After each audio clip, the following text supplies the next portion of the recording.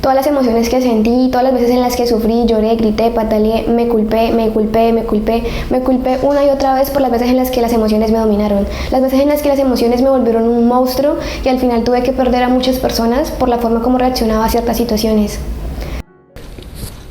Hola, ¿qué tal amigos? Bienvenidos al tercer capítulo de mi podcast, las veces en las que las emociones me ganaron la guerra. Como tema principal, hay días donde yo me levantaba con tanta tristeza que sentía que la tristeza era más grande que el cielo que me rodeaba. Cerraba los ojos e intentaba seguir durmiendo, pero mi cerebro ya se había despertado y tenía esa conversación en la cabeza. Ya es hora de levantarte, vas a llegar tarde otra vez, hoy tenemos muchas cosas que hacer. Cerraba los ojos, respiraba profundo y las lágrimas salían por mis mejillas. ¿Sigo vivo? De verdad no tuve la suerte de que mientras dormía mi alma se fuera de mi cuerpo y al despertar pues ya no estaría, o más bien no despertaría. Y bueno, ese era uno de los pensamientos que yo tenía cuando tenía 20 años. Pero la realidad es que despertar dolía. No te puedo decir que mi dolor era suficientemente pesado, demasiado grande, pero para mí era real. Y yo entiendo que hay muchas personas que al despertar agradecen por una nueva oportunidad de vida. A mis 20 las emociones eran tan densas que no era ese el pensamiento con el que yo me levantaba cada día de mi vida. Y de cierto modo no tenemos idea de lo que sucede en la cabeza del otro. ¿Cuáles son sus pensamientos internos? ¿Cuál es su conversación consigo mismo? ¿Cuál es el cansancio que lleva de todos sus procesos? Y en mi vida la tristeza parecía casi como una droga que me consumía en un solo parpadeo.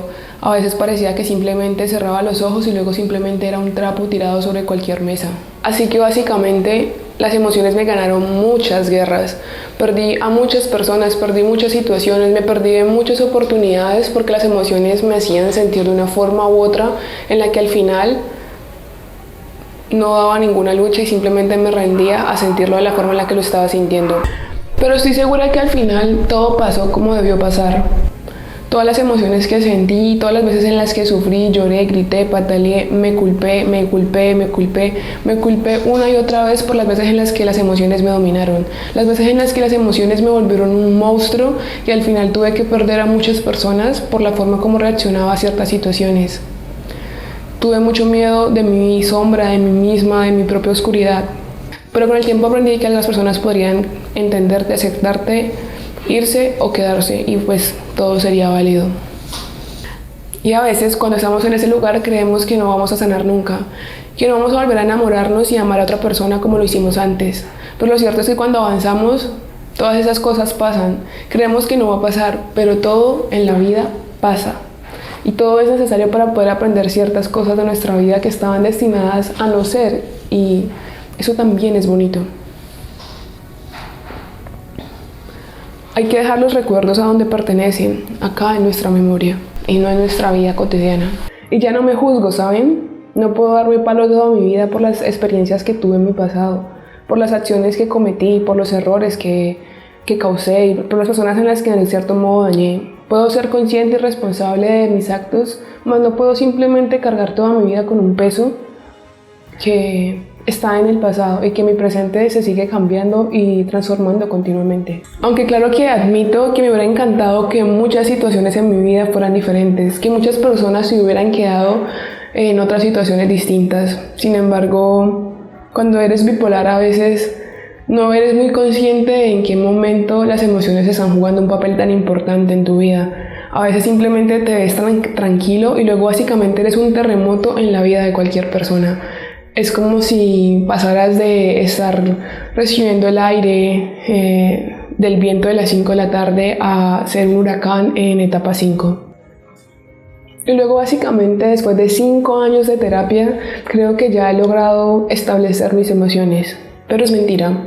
Claramente cuando hay situaciones que son pesadas, tus emociones se detonan muy rápidamente. Esa es la diferencia quizás entre las personas que no tienen una bipolaridad y las que sí, que cuando hay situaciones tan detonantes, tu estado de ánimo tiene picos muy altos y pueden ser golpes que para las personas pueden ser muy simples, sencillos, pero que a cualquier persona en un estado, con un cerebro bipolar puede generar un tipo de reacción completamente diferente. Entonces básicamente yo puedo tener la estabilidad del universo, puedo tener el equilibrio, puedo hacer ejercicio, comer bien, dormir bien, y sin embargo si hay situaciones que por más pequeñas que parezcan para el mundo pueden detonar en mí una situación emocional muy grande, simplemente voy a empezar a ciclar de manera muy excesiva. No es que quiera el exceso, es que mi cerebro se descontrola con facilidad, es bastante hiperactivo, diría yo. Con la crisis entendí algo, y es que mis pensamientos van mucho más rápido que mis palabras. Si estoy diciendo te odio en palabras, acá ya dije 120 veces que odiaba por razones por las que los odiaba y demás.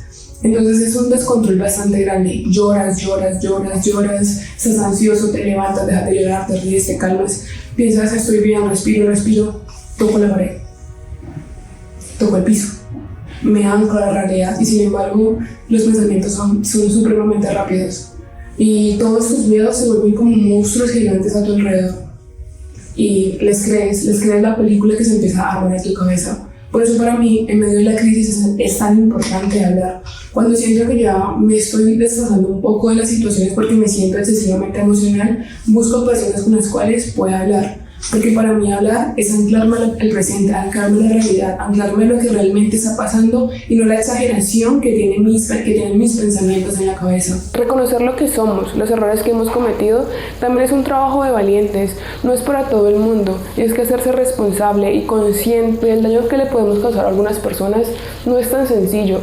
Pero primero tendríamos que reconocer cuáles son las emociones que sentimos, la forma en que nos comportamos, ser conscientes que cuando estamos molestos a veces podemos lastimar a las personas con nuestras palabras o con nuestros actos.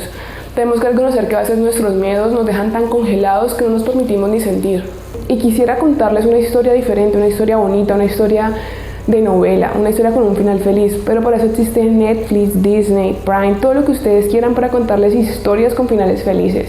Sin embargo, la mía es una historia real, una historia que habla realmente de lo que se siente, de lo que se vive en medio de todas esas crisis, de lo real que podemos llegar a ser y de todo lo que nos escondemos porque socialmente no está bien hablar de nosotros.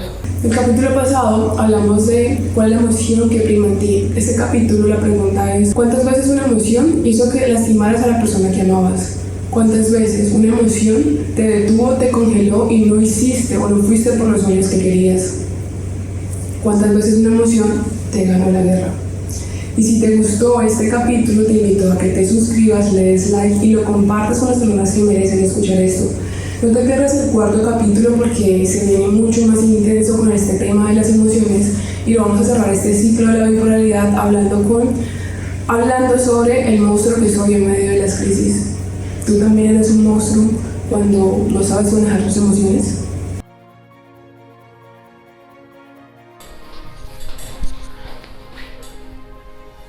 Pero la realidad es que ya pasé esa etapa de los 20.